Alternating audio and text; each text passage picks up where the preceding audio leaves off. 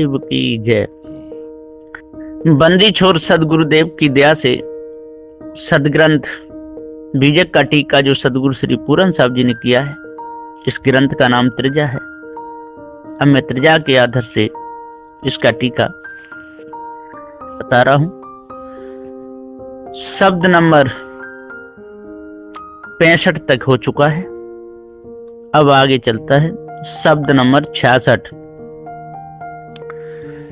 योगिया के नगर बसो मत कोई, जोरे बसे सो योगिया होई। टीका गुरुमुख। इस वास्ते गुरु कहते हैं कि योगिया के नगर बसो मत कोई। योगिया के नगर कहिए ब्रह्मांड, सो ब्रह्मांड में कोई मत बसो। नाहक शून्य में क्यों समाते हो। जो ब्रह्मांड में बसे सो योगी, ये अर्थ। ये योगिया को उल्टा ज्ञान, काला चोला नहीं वाके म्यान। प्रगट सुकंथा गुप्ताधारी, तामे मूल सजीवन भारी। ये योगिया को उल्टा ज्ञान, जो श्वासा उलट के ब्रह्मांड में ब्रह्म जानना। तो क्या पिंडांड में और कुछ है और ब्रह्मांड में और कुछ है? जो पिंडांड में है सोई ब्रह्मांड में है। तो योग करने का कारण क्या? नाहक शून्य में समाय के अपनी चेतनता क्यों मूंदना, ये अर्थ। काला चोला नहीं वाके म्यान, योगी लोगों ने शून्य स्वरूप निराकार सही किया, ये अर्थ। प्रगट सो कंथा गुप्ताधारी, प्रगट जो स्थूल देह है, तामे निर्गुण निराकार ऐसा गुप्त आधार धारण किया, ये अर्थ। तामे मूल सजीवन भारी, मूल सजीवन कहिए जीव, जाकी सत्ता पाए के समस्त जीवंत होते हैं। सो जीव को शून्य में भरा, आप निर्गुण निराकार कह के शून्य हुआ, ये अर्थ।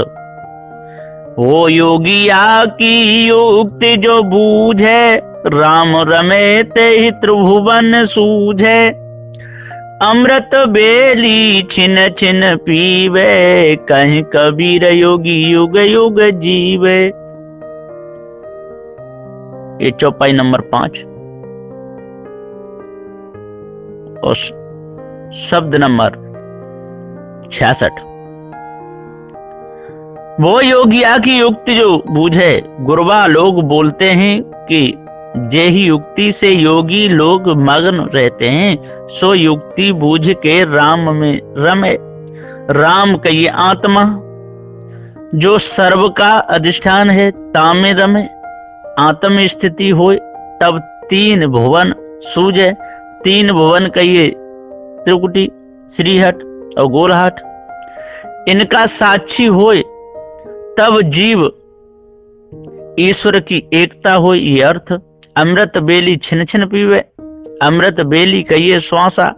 सो श्वासा को कुंडली मुख से जो छिन छिन पीता है, सो योगी युग युग अमर हुआ, आवागमन से रहित हुआ, ये अर्थ। शब्द नंबर 67। जो पे बीज रूप भगवान, तो पंडित का पूछो आन। कहाँ मन कहाँ बुद्धि का अहंकार, सतरज तम गुण 3 प्रकार। टीका गुरुमुख।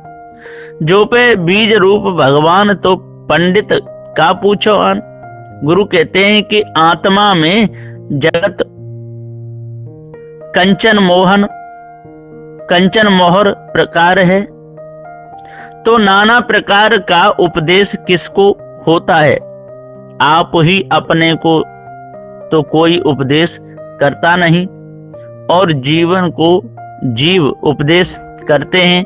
तो ये आश्चर्य है, जो बीज रूपी भगवान और वृक्ष रूपी जगत ठहरा, तो बीज में वृक्ष और वृक्ष में बीज, फिर परस्पर भाव करके जोई बीज और सोई वृक्ष, ऐसा अधिष्ठान सही सिद्ध हुआ तो संपूर्ण विकार रूप ही हुआ।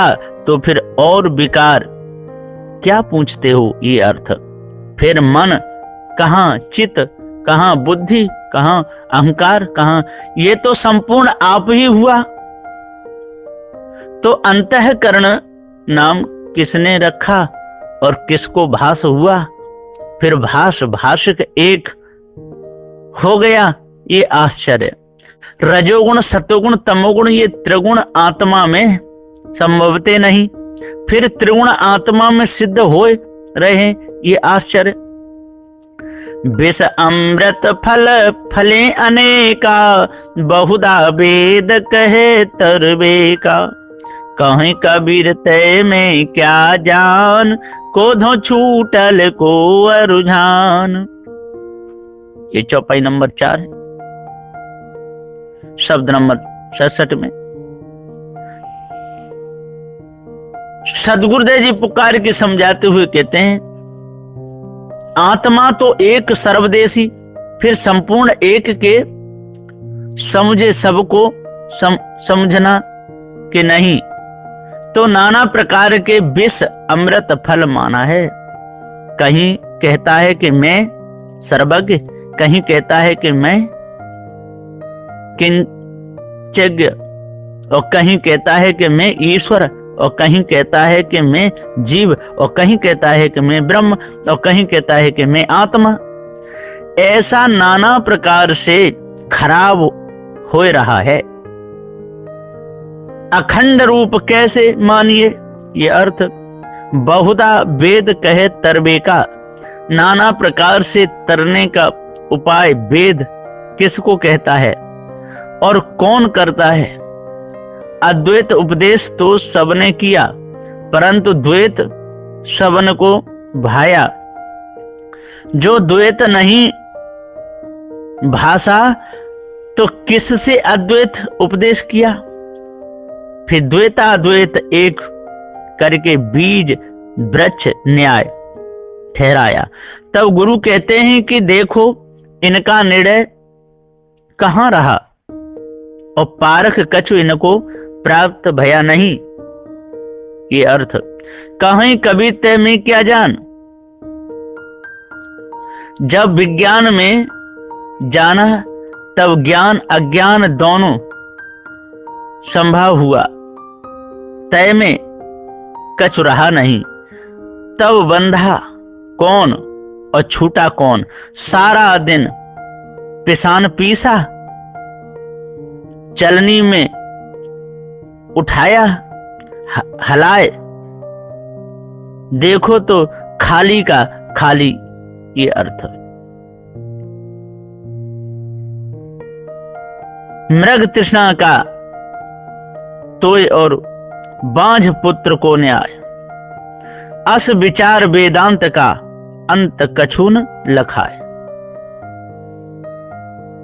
शब्द नंबर 68। सदगुरुदेव जी पुकार कहते हैं कि जो चरखा जर जाए बड़ैया ना मरे, मैं का तो सूत हजार चरुखुला जिन जरे। जी मुख जी बोलता है कि जो चरखा जर जाए बड़ैया ना मरे। ब्रह्म सत्य और जगत मिथ्या, चरखा का ये देह, सो देह तो नाश हो जाएगा, और बढ़ैया जो देह का बनाने वाला है भगवान, सो रहेगा। तो इनकी ये सारी मिथ्या कल्पनाएं ठहरी। तो देह तू जल्दी नाश मत होए, मेरे को भगवान की भक्ति सहज प्रकार से करने दे। ये अर्थ। बाबा मोर विवाह कराओ, अच्छा बर हितकाय। जो लो अच्छा बर ना मिले, तो लो तुम ही ब्याह। बाबा मोर विवाह कराओ, बाबा कहिए गुरबा लोगों को। सो जीव गुरबा लोगों के पास जाए के बोलता है कि हे स्वामी परमात्मा से मेरी लगन लगाओ, जामे मेरे को भगवान प्राप्ति होए, अच्छा बर भगवान ये अर्थ। ओ जब लंग अच्छा बर मेरे को ना मिले, तब लंग मेरे तुम ही खामिंद हो, तुम्हारे बिना मेरा कोई नहीं, भगवत प्राप्ति के हेतु ये अर्थ। प्रथमे नगर पहुँचते परिगो सोग संताप, एक अचंभो हम देखा जो बिटिया ब्यायल बाप। गुरुमुख गुरु कहते हैं कि प्रथमे नगर पहुँचते परिगो सोग संताप, तब गुरबा लोगों ने उपदेश किया कि परमात्मा प्रभु जी का भजन करना और तन मन धन का अभाव करना, नहीं तो यमलोक की सांसद महा कठिन है। ऐसा उपदेश देह में पहुंचते नाना प्रकार का शोक संताप उपजा कि कौन प्रकार से किस तरह से प्रभु जी की प्राप्ति होगी और यम यातना चुकेगी। घट में बानी पहुंचते इस प्रकार से शोक संताप पड़ा ये अर्थ। एक अचंभो हम देखा जो बिटिया ब्याहिल बाप। सो ये बड़ा आश्चर्य है कि बिटिया का ये जीव और बाप का ये ईश्वर, सो ईश्वर से जीव की लगन लगी ये अर्थ। समधि के घर लमधि आए, आए बहू के भाई, गोड़े चूल्हा दे दे चरका दियो दिड़ाई। समधि के घर लमधि आए, समधि कहिए गुरबा लोगों को कि जिनकी बुद्धि शास्त्र में सम हुई, और लमधि कहिए जीव को कि जाकी बुद्धि बानी में आरंभ भई। सो गुरबा लोगों के घर में जीव आया, ब्रह्म में आया ये अर्थ। आए बहू के भाई, बहू कहिए बानी को और भाई कहिए पंडितन को। सो बहु बानी के बक्ता आय के नाना प्रकार की बानी कान में फूंक के ब्रह्म रेंटा दृढ़ किया ये अर्थ। देवलोक मर जाएंगे एक न मरे बढ़ाए, यह मनोरंजन कारणे चरका दियो दिड़ाए। देवलोक मर जाएंगे एक न मरे बढ़ाए, जब महाप्रलय होगा तब देवलोक मानुष लोक सब नाश हो जाएंगे। एक परमात्मा सच्चिदानंद रहेगा और कुछ रहने का नहीं। इस प्रकार से जीव के मन रंजन करने के वास्ते चरखा बानी दृढ़ कर दिया ये अर्थ। कहीं कबीर सुनो हो संतो, चरखा लखे जो कोई, जो ये चरखा लख परे ताको आवागमन न होई। सो गुरु कहते हैं कि हे संतो सुनो, जो चरखा ब्रह्म जीव को दृढ़ाया सो कहाँ है? मिथ्या धोखे में जीव फंसा है। ये तत्वमसी और सच्चिदानंद जीव का अध्यास है। इस अध्यास को जो परख है और जिसके परखने में आवे सो पारख में ठहर के आवागम से रहित हो ये अर्थ। शब्द नंबर 69। जंत्री जंत्र अनुपम बाजे, वाके अष्ट गगन मुख गाजे। टीका गुरुमुख। जंत्री कहिए जीव को और जंत्र कहिए यंत्र देह को। सो गुरु कहते हैं कि सर्व उपाधि का मूल देह। सो देह से अनेक कल्पना भई, जामे तू बधा है ये अर्थ। अनुपम कहिए ब्रह्म। सो देह से संकल्प भया और 7 सुरग 8वां अववर्ग निश्चय किया। सो संपूर्ण कल्पना देह से उठी। अरे देह छोड़ के संकल्प कछु होता नहीं। निर्गुण निराकार अद्वैत आत्मा देह बिना कछु भी सिद्ध हो सकता नहीं। ये अर्थ तू ही बाजे तू ही गाजे तू ही लिए कर डोले, एक शब्द मो राग छतीसो अनहद बानी बोले। सो तू ही कल्पना करता है और तू ही निश्चय करता है। तेरी कल्पना को तू ही हाथ में लिए हुए फिरता है। एक ओमकार शब्द तू ही अनुमान किया, फिर 36 प्रकार से उस ओमकार को गाया, आखिर को अनहद बोला। ये अर्थ मुख के नाल श्रवण के तुम सदगुरु साज बनाया, जिभ्या के तार नासिका चरई माया का मोम लगाया। जी मुख सदगुरुदेव जी पुकार के समझाते हुए कहते हैं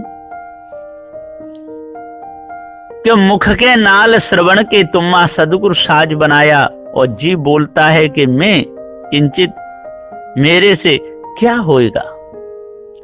ये यंत्र सदगुरु ने बनाया, ब्रह्मा ने बनाया। ये अर्थ मुख सोई नाल और श्रवण सोई तुम्मा और जीव सोई तार और ना कहे सोई खूंटी, इस प्रकार से वीणा बाजा बनाया।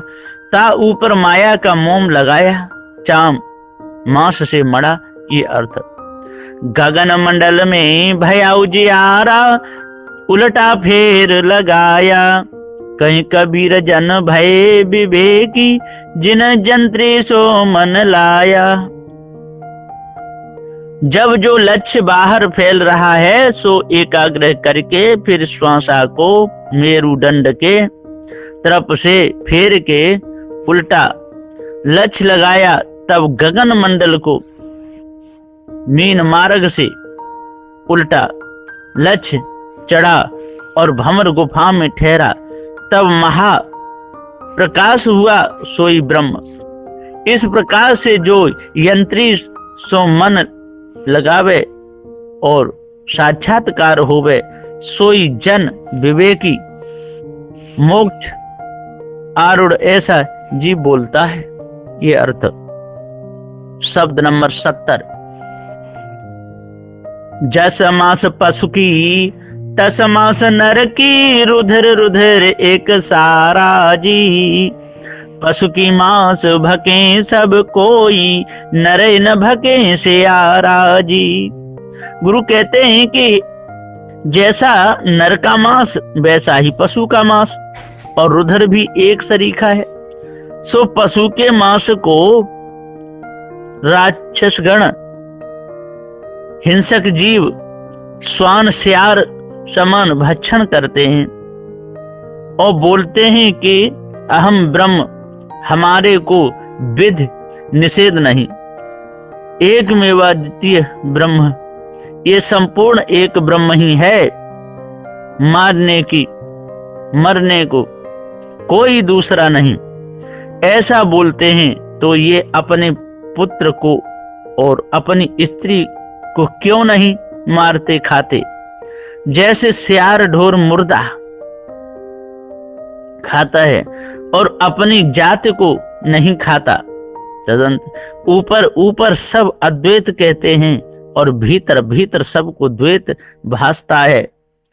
जो द्वैत नहीं भाषा तो खाते किसको हैं? ये अर्थ ब्रह्म कुलाल मेदिनी भैया, उपज बिनस कित गैया जी।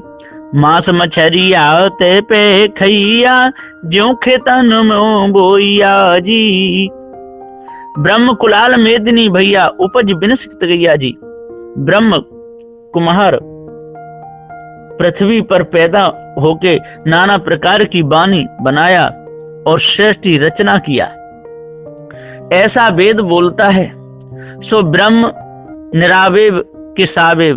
अगर कोई कहेगा कि ब्रह्म भी कहीं सावेव होता है, तो निरावेव से कहीं सृष्टि रचना होती है।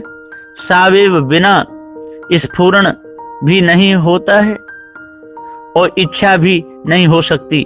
जो सावेव हुआ तो उपज बिनस कित गैया जी, ऐसा ब्रह्म कुलाल पृथ्वी पर पैदा भया, फिर उपज बिनस कित गया। अरे जैसे तुमने आरंभ और परिणाम माना है, सो तो जीव की कल्पना है। सो कल्पना में तुम समरस होए के ब्रह्म कहलाते हो और मांस मछलियां खाते हो। जैसा किसान खेत में तरकारी बोवता है और जब चाहे तब उखाड़ के खाता है, इस प्रकार से ये काल जीव जब चाहते हैं और तब मांस मछलियां खाते हैं। माटी के कर दे भी देवा, काट काट जीव दैया जी। जो तोहरा है सांचा देवा, खेत चरत क्यों न लैया जी। मिट्टी पत्थराद के देवी देवताओं की जड़ प्रतिमा बनाकर उनके सामने सजीव बकरे कबूतर बतख आदि के गले काट काट कर बलिदान दे रहे हैं। ऐसे जीव हत्या रूप महापाप का कर्म करते कराते हैं।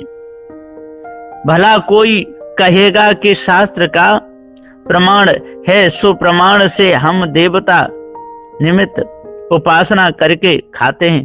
तो तुम्हारा देवता जो खाता है और उसके बिना देवता की तृप्ति नहीं होती, तो जब बकरी खेत में चरती है तब तुम्हारा देवता क्यों नहीं खाता? क्या देवता को किसी का धाक है कि किसी ने रोका है कि कोई मारता है तो खेत चरते क्यों नहीं खाता? तो देवता मिथ्या और पुजारी सच्चा, जिसने अपनी कल्पना से देवता भी माटी का बनाया। अरे तुम अपनी कल्पना से देव देवी बनाते हो, सो निर्जीव मिथ्याभूत और उसके आगे सजीव काट के रखते हो। ये कैसी गाफिली तुम्हारे को घेरी है। गुरु कहते हैं कि हे जीव, देवता कहाँ है, तेरी कल्पना ये अर्थ। कहीं कबीर सुनो हो संतो, राम नाम नित लैया जी। जो कछु किए जिभ्या के स्वार्थ, बदला पराया देया जी। चौपाई 8 है और ये शब्द नंबर 70 है। भला जो तुम राम नाम नित लेते हो, तो वेद का प्रमाण है कि जो सब में रमा है सो राम। तो भला जिसकी भक्ति करना उसका कहीं गला काटना। अगर कोई आप ही आप कहेगा तो भी गला काटना संभवता नहीं। कोई अपना गला आप काट के अपने को आप खाते देखा भी नहीं और सुना भी नहीं, तब तुम्हारा कर्तव्य मिथ्याभूत ये अर्थ। ये जो जिह्वा के स्वाद के हेतु और नाना प्रकार के विषय स्वार्थ के हेतु तुम जीव हिंसा करते हो, सो पराया बदला देना पड़ेगा, कछ छूटने का नहीं। जीव हिंसा विषय के अध्यास से फिर नाना जन्म हो के तुम्हारी भी वैसी हिंसा होगी, ये अर्थ। शब्द नंबर 71। चात्रक कहा पुकारो दूरी, सो जल जगत रहा भरपूरी। जेहि जलनाद बिंद को भेदा, सटक्रम सहत उपान उबेदा। टीका गुरुमुख। गुरु कहते हैं कि चाकृत कहाँ पुकारो दूरी। चात्र कहिए जीव को, और जल कहिए अज्ञान, और जल कहिए वाणी, जल कहिए काम, जल कहिए कल्पना। सो हे जीव, कल्पना संपूर्ण संसार में भर रही है, ताते तू दूर आशा लगाए के पुकारता है। सो जाके हेत तुम पुकारते हो, सो कछु है नहीं, तेरी कल्पना ये अर्थ। जे ही जल नाद बिंद को भेदा, नाद कहिए सूक्ष्म और बिंद कहिए स्थूल, इन दोनों का भेद कहिए कला, और कला कहिए अज्ञान, और अज्ञान कहिए जामे जीव आवृत हो रहा है, अंधाधुंध हो रहा है। अंधाधुंध कहिए असी और आनंद जहाँ ज्ञान अज्ञान कछु नहीं सूझे ताको अंधाधुंध कहिए। ये अर्थ सो अनुमान से सट कर्म उपजे और सोई अनुमान से चारों वेद पैदा भये और सोई अनुमान का अधिष्ठान बना। ये अर्थ जेहि जल जीव शिव को बासा सो जल धरणी अमर प्रकाशा। जेहि जल उपजल सकल शरीरा सो जल भेदन जानु कबीरा। ये चौपाई नंबर 4 है। ये शब्द नंबर 71। सदगुरुदेव जी कहते हैं कि जीव कहिए आप, जो शिव कहिए ईश्वर, सो आप ही ने ईश्वर अनुमान किया और आप ही ने आत्मा अनुमान किया, फिर आप ही ब्रह्म हो के आत्मा निश्चय किया। ये अर्थ सो जल धरणी अमर प्रकाश, सोई आत्मा संपूर्ण प्रकाश हुआ। सो आत्मा में ये स्थिर भया और ताही से सब शरीर और संपूर्ण विकार उपजा और सब विकार का अधिष्ठान भया। इस प्रकार से जीव को भेद नहीं मालूम भया कि जो विकार से नाना दुख की प्राप्ति भई, सोई विकार रूपी मैं कैसे होता हूँ। सो तू परख के न्यारा हो। ये अर्थ शब्द नंबर 72। चलहु का टेढ़ो टेढ़ो टेढ़ो, दसहु द्वार नरक भर बूढ़े तू गंदी को भेड़ो। टीका गुरुमुख। गुरु कहते हैं कि चलहु का टेढ़ो टेढ़ो टेढ़ो, प्रथम टेढ़ो त्वमपद, दूसरा टेढ़ो तदपद और तीसरा टेढ़ो असीपद। इस प्रकार से चलते चलते पूर्ण आत्मा को प्राप्त हुआ और तब दसों दिशा में भरपूर कहाया, तब अधिष्ठान रूप हुआ तो गंदी का बेड़ा हुआ। ये अर्थ गंदी कहिए संसार को और गंदी कहिए नरक को और बेड़ा कहिए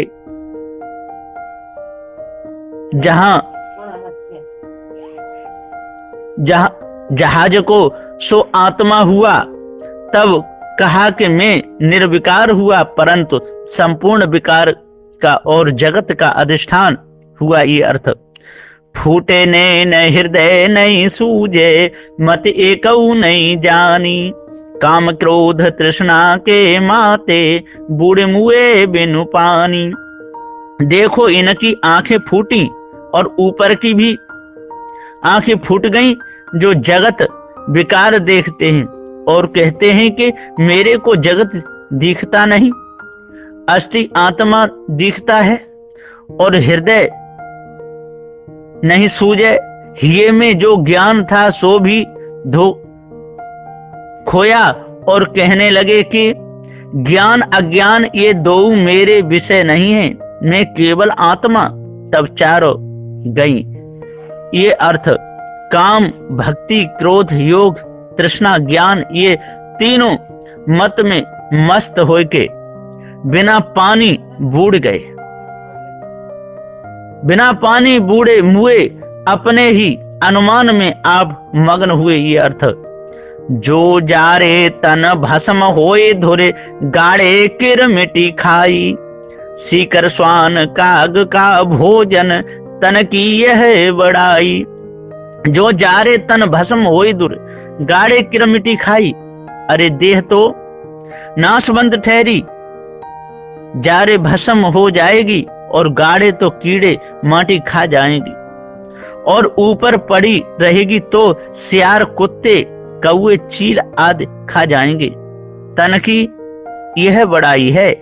ये अर्थ चेतन देखो मुग्ध नर बोरे तो ते काल न दूरी, कोट नेतन करो यह तन की अंत अवस्था धूरी। चेत नहीं देखता हे मुग्ध नर दीवाना तो हिते काल न दूरी। जो तू कल्पना है और मानता है सोई तेरा काल है।